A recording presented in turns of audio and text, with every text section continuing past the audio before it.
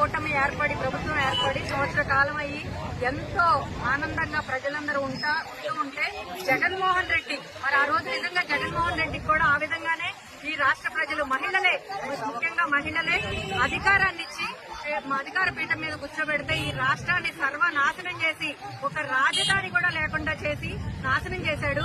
మహిళల్ని ఎంతో మోసం చేశాడు. నిజంగా అక్క చెల్లెమ్మలని చెప్పి మహిళలందరినీ మోసం చేశాడు జగన్మోహన్ రెడ్డి.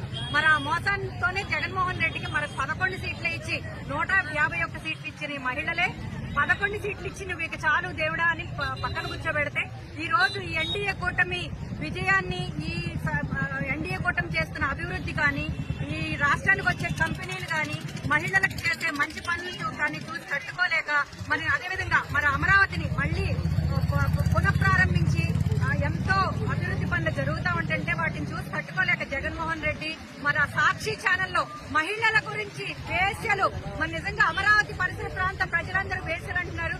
వాళ్ళ ఫ్యామిలీ ఎక్కడుందండి? అమరావతి పరిసర ప్రాంతాల్లో లేదా? మరి భారతిరెడ్డి గారు ఏంటి? భారతిరెడ్డి గారు కూడా అదే అనుకోవాలా? మరి నిజంగా ఈ సాక్షి ఛానల్లో మాట్లాడిన కృష్ణరాజు గారు ఏ ప్రాంతంలో ఉన్నారు? మరి వాళ్ళ ఇంట్లో మహిళలు కూడా వేసిలేనా? ఈ విధంగా మాట్లాడటం ఎంతవరకు కరెక్ట్? ఇంతవరకు మాట్లాడి దాని మీద క్షమాపణ కూడా చెప్పకుండా మళ్ళీ ఇంకా సమర్థించుకుంటూ సుప్రీంకోర్టు ఏం చెప్పిందో కరెక్ట్ గా చూసుకోండి ఒకసారి. కింద కోర్టు ఏ విధమైన ఇచ్చిందో రిపోర్టు దాన్ని బేస్ చేసుకుని మీరు నడుచుకోవాలి.